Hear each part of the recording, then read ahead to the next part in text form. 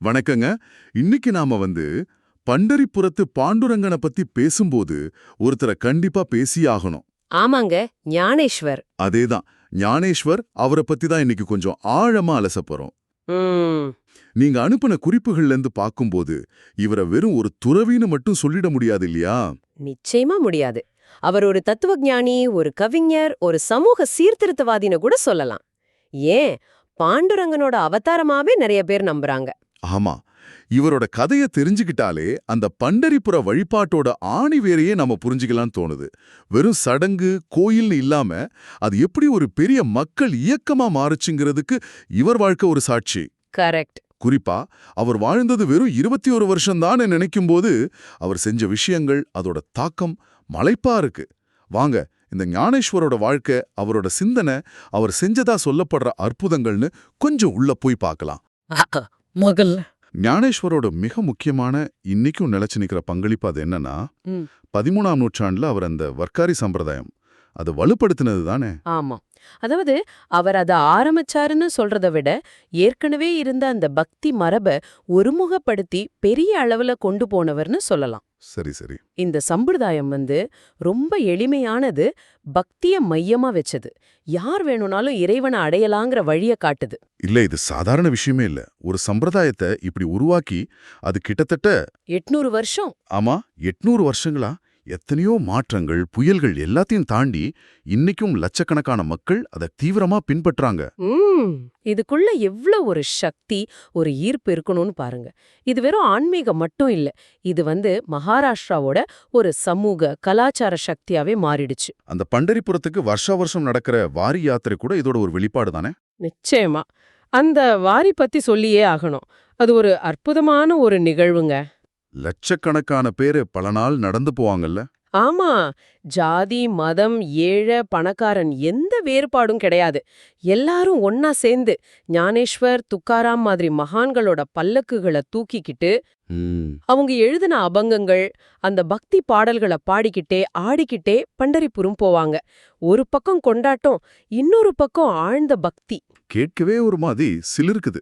சமூக சமத்துவத்துக்கும் அந்த கூட்ட ஆன்மீக அனுபவத்துக்கும் இது ஒரு பெரிய எடுத்துக்காட்டு. ஞானேஸ்வரோட தத்துவத்தோட செயல் வடிவம்னே சொல்லலாம் இத. ரொம்ப சரி. இப்போ ஞானேஸ்வரோட குடும்ப பின்னணிக்கு வருவோம். அதுலயும் ஒரு இன்ட்ரெஸ்டிங்கான விஷயம் இருக்கு.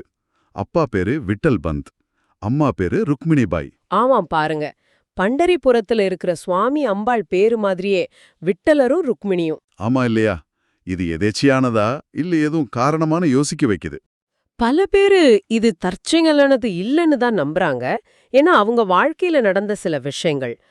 விட்டல் பந்த் சந்நியாசம் வாங்கிட்டு அப்புறம் குரு சொன்னாருன்னு மறுபடியும் குடும்ப வாழ்க்கைக்கு திரும்புவாரு. ஓ, அப்படியா? ஆமா. அதனால அந்த காலத்து சமூகம் அவங்க குடும்பத்தையே ஒதுக்கி வச்சிடும். ரொம்ப கஷ்டமான சூழல் அது. அந்த மாதிரி ஒரு நிலைமையில தான் ஞானேஸ்வரும் அவரோட உடன்பிறப்புகளும் வளர்றாங்க. ஞானேஸ்வரோட நிஜ பேரு தியானதேவ். அவர் 2வது பையன். அண்ணா நிவ்ருத்திநாதர், தம்பி சோபந்தேவ், ஒரே ஒரு தங்கை முக்தாபாய். ஆமா. இந்த 4 பேருமே சாதாரணமானவங்க இல்ல, ஞானிகள், மகான்கள். ஆனா அது மட்டும் இல்லையே, அவங்கள தெய்வ அவதாரமாவே பாக்குறாங்கல்ல. ஆமா. அந்த நம்பிக்கை ரொம்ப வலுவா இருக்கு. நிவ்ருத்திநாதர் சிவனோட அம்சம், ஞானேஸ்வர் விஷ்ணு அம்சம், சோபந்தேவ் பிரம்மா அம்சம், தங்கை முக்தாபாய் ஆதிசக்தியோட அம்சம். அப்போ ஒரே குடும்பத்துல மூமூர்த்திகளும் சக்தியும் குழந்தைகளா? ஆமா, அப்படிதான் நம்பிக்கை. இதுவே அவங்களுக்கு ஒரு தனி மரியாதையும் கொடுத்தது, சில எதிர்ப்புகளையும் கொண்டு வந்தது. அவங்க செஞ்சதா சொல்ற அற்புதங்களுக்கு கூட இந்த தெய்வீக பின்னணி ஒரு காரணமா பார்க்கப்படுது. இதுல ரொம்ப ஆச்சரியப்பட வைக்கிற விஷயம், ஞானேஸ்வர் தன்னோட 13 வயசுல பகவத்கீதைக்கு ஒரு பெரிய விரிவான உரை எழுதினது. ஆமாங்க, ஞானேஸ்வரி. அதோட உண்மையான பேரு பாவார்த்த தீபிகா. ஆனா ஞானேஸ்வரின்னு தான் எல்லாருக்கும் தெரியும். 13 வயசுலயா கீதைக்கு உரை எழுதுற அளவுக்கு ஞானமா? அதுதான் வியப்பு. பகவத்கீதை சமஸ்கிருதத்துல இருக்கு, ரொம்ப ஆழ்ந்த தத்துவங்கள் கொண்டது. அத சாதாரண மக்கள் பேசின மராத்தி மொழியில. ஓ, மராத்திலியா? ஆமா. ஓவின்னு ஒரு செய்யுள் வடிவம். அதுல கிட்டத்தட்ட 9000 பாடல்களா எழுதியிருக்காரு. இது சும்மா மொழிபெயர்ப்பு இல்ல. சரி. கீதையோட தத்துவத்தை அந்த பக்தி ரசத்தோட கலந்து பாமர மக்களுக்கும் புரியுற மாதிரி, அவங்க அனுபவிக்கிற மாதிரி கொடுத்த ஒரு படைப்பு அது. அதனாலதான் ஞானேஸ்வரிய மராத்தி மொழியோட தாயின்னு கூட சொல்வாங்க. அப்போ அதோட முக்கிய நோக்கமே கீதையில இருக்கிற ஞானத்தை எல்லாருக்கும் கொண்டு சேர்க்கறது தான். கரெக்ட், மிகச்சரியா சொன்னீங்க. அது ஒரு பெரிய அறிவு புரட்சி மாதிரி. அதுவரைக்கும் வேதங்கள், கீதை மாதிரியான நூல்கள் எல்லாம் ஒரு குறிப்பிட்ட பிரிவு மக்களுக்கு மட்டும்தான் அப்படின்னு இருந்த ஒரு சூழல். ஆமாம். அதை உடைச்சு ஞானத்தோட கதவை எல்லாருக்கும் திறந்து விட்டாரு ஞானேஸ்வர். பக்தி வழியா யார் வேணும்னாலும் இறைவனை அடையலாம். அதுக்கு மொழி ஒரு தடை இல்ல, பிறப்பு ஒரு தடை இல்லைங்கிறத ஞானேஸ்வரி ரொம்ப அழுத்தமா சொல்லுச்சு. அது வெறும் தத்துவ நூல் மட்டும் இல்லாம இலக்கியமாவும் சிறந்ததுன்னு சொல்றாங்க. நிச்சயமா. அதோட கவிதை நயம், உவமைகள், அதோட நடை எல்லாமே ரொம்ப தனித்துவமானது. இன்னைக்கும் வர்க்காரி யாத்திரை போகும்போது அபங்கங்கள் பாடும்போது ஞானேஸ்வரிய ஓதுவாங்க. நினைச்சு பார்க்கவே முடியல. 13 வயசுல இவ்ளோ பெரிய விஷயம். ஆனா அவர் மொத்தமா வாழ்ந்தது வெறும் 21 வருஷம்தான். ஜீவ சமாதி அப்படின்னா அது சித்தர்கள், யோகிகள்லாம் அவங்க உடலை நீக்கணும்னு முடிவு பண்ணும்போது உயிருடனே சமாதி நிலைக்கு போறது. அது ஒரு யோக நிலை. ஞானேஸ்வர் தன்னோட வாழ்க்கையோட நோக்கம் முடிஞ்சதுன்னு உணர்ந்து தானே விரும்பி அந்த நிலையை ஏத்துக்கிட்டதா சொல்லப்படுது. 21 வருஷம். ஆனா அவர் செஞ்ச வேலைகள் பல நூற்றாண்டுகளுக்கு நிக்குது. உண்மைதான். அவர் உருவாக்குன அந்த வர்க்காரி இயக்கம், அவர் எழுதின ஞானேஸ்வரி, இது ரெண்டுமே மகாராஷ்டிராவோட ஆன்மீக கலாச்சார அடையாளமா இன்னைக்கும் இருக்கு. இந்த சின்ன வாழ்க்கையிலேயே நிறைய அற்புதங்கள் செஞ்சதாவும் சொல்றாங்க இல்லையா? அதுல ரொம்ப ஃபேமஸ் ஆனது அந்த பைட்டனூர்ல நடந்த சம்பவம். ஆமா ஆமா, அந்த எரும மாடு சம்பந்தப்பட்ட சம்பவம். அது என்ன சம்பவம்னு கொஞ்சம் விளக்கமா சொல்லுங்களேன். சொல்றேன். நான் முன்னமே சொன்னேன் இல்லையா, அவங்க அப்பா விட்டல்பந்த் சந்நியாசத்திலிருந்து திரும்ப குடும்ப வாழ்க்கைக்கு வந்ததால அவங்க பிள்ளைங்களை அந்தன சமூகம் ஏத்துக்கல, ஒதுக்கி வச்சாங்க. உபநயனம் மாதிரி சடங்குகள் கூட செய்ய மறுத்தாங்க. இந்த நிலைமையில இந்த 4 குழந்தைங்களும் நிவர்த்திநாதர், ஞானேஸ்வர், சோபந்தேவ், முக்தாபாய் இவங்க பைத்தன் ஊரில் இருந்த பண்டிதர்கள் சபைக்கு போறாங்க. எதுக்கு போறாங்க? தங்களையும் சமூகத்துல ஏத்துக்க சொல்லி கேக்குறதுக்கு, தங்களுக்கு விமோச்சனம் வேணும்னு கேக்குறாங்க. அப்போ ஞானேஸ்வர் ரொம்ப பணிவா ஆனா ரொம்ப உறுதியா ஒரு வாதத்தை வைக்கிறார். என்ன வாதம்? எல்லா உயிர்களும் பிரம்மத்தோட வெளிப்பாடுதான், அதனால ஏற்றத்தாழ்வு பாக்குறது சரியில்லை அப்படின்னு சொல்றார். ஓ, அப்பவே அப்படி பேசிருக்காரு. ஆமா. ஆனா இந்த வாதம் அந்த சபை தலைவருக்கு சுத்தமா பிடிக்கல. அவர் கொஞ்சம் கர்வம் பிடிச்சவர் போல. சரி. ஞானேஸ்வர் பேச்சை கேட்டு அவருக்கு கோபம் வந்துருச்சு. என்னது, எல்லா உயிரும் ஒன்னா? வேதம் ஓதுற பண்டிதன்னா எனக்கும் இந்த நடந்து போற எரும மாட்டுக்கும் வித்தியாசம் இல்லையா அப்படின்னு கேக்குறார். சவால் விடுற மாதிரி. ஆமா. அதுக்கு ஞானேஸ்வர் ரொம்ப அமைதியா, ஆமாம், ஆன்ம நிலையில ரெண்டுமே ஒண்ணுதான்னு சொல்றார். இது அந்த தலைவரோட கோபத்தை இன்னும் அதிகமாக்கிருக்குமே. ஆமா, அவரோட ஈகோவோ அது தூண்டிருச்சு. உடனே அவர், அப்படியா சொல்ற? சரி, நீ சொல்றது உண்மையா இருந்தா அந்த எரும மாட்டை வேதம் ஓதவை பார்க்கலாம் அப்படின்னு ஆணவமா ஒரு சவால் விடுறார். சுத்தி இருக்கிறவங்களும் இதென்ன வேடிக்கைன்னு பாக்குறாங்க. அப்புறம் யாருமே எதிர்பார்க்கல. ஞானேஸ்வர் கொஞ்சம் கூட பதட்டப்படாம முகத்துல ஒரு தெய்வீகமான சிரிப்போட அந்த எரும மாடு பக்கத்துல போறார். போய் அதோட நெத்தியில மெதுவா கை வைக்கிறார். அடுத்த கணம் என்னாச்சு? அந்த எரும மாடு ரொம்ப தெளிவா சுத்தமான உச்சரிப்போட ரிக்வேதத்தோட முதல் மந்திரம் இருக்கு இல்லையா, அக்னிம் ஈலே புரோஹிதம், அது சொல்ல ஆரம்பிச்சது. அடேங்கப்பா, நிஜமாவா? எரும மாடு வேதம் சொல்லுச்சா? ஆமாம், அப்படிதான் அந்த குறிப்புகள் சொல்லுது. அந்த சபையே அப்படியே ஸ்தம்பிச்சு போயிருக்கும்னு நினைக்கிறேன். நம்பவே முடியலையே. இதோட அர்த்தம் என்ன? இது என்ன சொல்ல வருது? இதுல பல விஷயங்கள் இருக்கு. ஒன்னு, இது ஞானேஸ்வரோட அந்த தெய்வீக சக்திய காட்டுது. அது வெளிப்படையான விஷயம். சரி.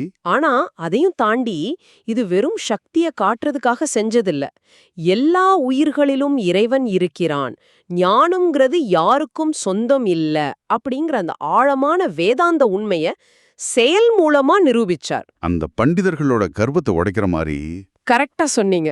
அதுவரைக்கும் அறிவும் வேதமும் தங்களுக்கு மட்டும்தான் சொந்தம்னு நினைச்சிட்டு இருந்த அந்த பண்டித சமுதாயத்தோட கர்வத்தை உடைச்ச ஒரு நிகழ்வு அது. இதுக்கு சமூக ரீதியா ஏதாவது தாக்கம் இருந்துச்சா? நிச்சயமா. இது வெறும் ஆன்மீக அற்புதம் இல்ல, இது ஒரு சமூக புரட்சியும் கூட. பிறப்பால் வர்ற ஏற்றத்தாழ்வுகள், சடங்குகள்லயே மூழ்கிப் போயிருந்த சம்பிரதாயங்கள், இதையெல்லாம் இது கேள்விக்குள்ளாக்குச்சு. பக்திக்கு முன்னாடி, உண்மையான ஞானத்துக்கு முன்னாடி இந்த வெளி அடையாளங்கள் எல்லாம் ஒண்ணுமே இல்லைங்கிறது அது உணர்த்துச்சு. அந்த எரும வேதம் சொன்னது மூலமா அறிவு யாருக்கும் சொந்தம் இல்லைன்னு காட்டினாரா? ஆமா, அறிவுங்கிறது எந்த ஒரு குறிப்பிட்ட உயிரினத்துக்கோ இல்ல ஒரு பிரிவு மக்களுக்கோ மட்டும் சொந்தமான சொத்து இல்ல, அது பிரபஞ்ச தன்மை வாய்ந்ததுங்கிறத அந்த நிகழ்வு காட்டுனதா எடுத்துக்கலாம். இதுக்கப்புறம் தான் ஞானேஸ்வர் சகோதரர்களுக்கு ஓரளவுக்கு சமூகத்துல அங்கீகாரம் கிடைச்சதா கூட சொல்றாங்க. நீங்க சொன்ன மாதிரி இன்னைக்கு கூட பீட்டன் போனா அங்க கோயில்ல இந்த காட்சிய சுவர் சித்திரமா வரைஞ்சு வச்சிருக்காங்களாமே. ஆமா, பல நூற்றாண்டுகள் கழிச்சும் அந்த நிகழ்வு எவ்ளோ முக்கியமா மக்கள் மனசுல பதிஞ்சிருக்குங்கிறதுக்கு இது ஒரு சாட்சி. ஆஹா, நாம இன்னைக்கு ஞானேஸ்வர் பத்தி நிறைய முக்கியமான விஷயங்களை பார்த்தோம். 13ஆம் நூற்றாண்டுல வர்க்காரி சம்பிரதாயத்துக்கு ஒரு புத்துயிர் கொடுத்தது. ம் வெறும் 13 வயசுலயே கீதைக்கு இணையான மராத்தி மொழியோட தாயா கருதப்படுற ஞானேஸ்வரியை எழுதினது. ஆமா, அவரோட இந்த தெய்வீக அம்சம் கொண்ட குடும்ப பின்னணி, அப்புறம் பைட்டன்ல நடந்த அந்த நம்ப முடியாத அற்புதம், எரும மாடு வேதம் ஓதுனது வரைக்கும் ஆமா. வெறும் 21 வருஷம் தான் வாழ்ந்தாரு. ஆனா மகாராஷ்டிராவோட ஆன்மீக உலகத்துல ஒரு துருவ நட்சத்திரமா இன்னைக்கும் அவர் பிரகாசிச்சிட்டு இருக்காரு. உண்மைதான். ஞானேஸ்வர் மாதிரி மகான்களோட வாழ்க்கைய நம்ம படிக்கும்போது அது வெறும் வரலாற்று செய்தியா மட்டும் இல்லாம அதுலேருந்து நம்ம கத்துக்க நிறைய பாடங்கள் இருக்கு. என்ன மாதிரி பாடங்கள்?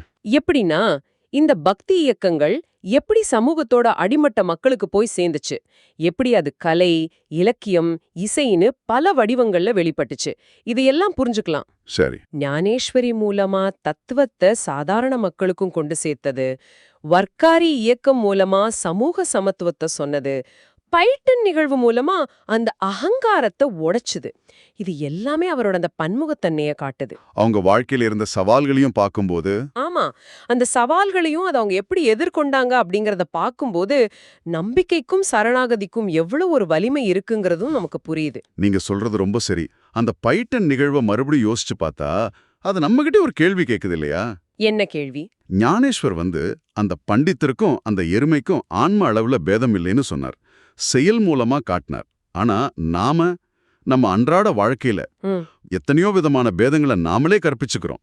படிப்பு, பதவி, வசதி, ஏன் சில சமயம் ஆன்மீகத்துல கூட நான் உயர்ந்தவன், நீங்க வேற மாதிரி, அப்படி நமக்கு மத்தவங்களுக்கு நடுவுல நாமளே சுவர்களை எழுப்பிக்கிறோம். ஆமா, இது ஒரு முக்கியமான புள்ளி. சுய பரிசோதனை செய்ய வேண்டிய இடம். இந்த பைட்டன் கதை நாமளே உருவாக்கிக்கிட்ட அந்த வேறுபாடுகளையும் தடைகளையும் பார்த்து இது உண்மையிலே அவசியம் தானான்னு கேட்குற மாதிரி இருக்கு. எல்லாருக்குள்ளேயும் இருக்கிற அந்த அடிப்படை மனிதத்தன்மையை அல்லது அந்த ஆன்மாவை நம்ம பார்க்க தவறிட்டோமா அப்படின்னு ஒரு கேள்வி எழுப்புது. இந்த பாகுபாடுகளுக்குள்ள உண்மையிலே எவ்வளோ ஆழம் இருக்கு, இல்ல இது வெறும் மேலோட்டமான கற்பிதங்களா? இதை பத்தி நீங்க என்ன நினைக்கிறீங்க? யோசிச்சு பாருங்க. இதுதான் இன்னைக்கு உங்களோட சிந்தனைக்கு நாங்க விட்டு செல்ற ஒரு கேள்வி.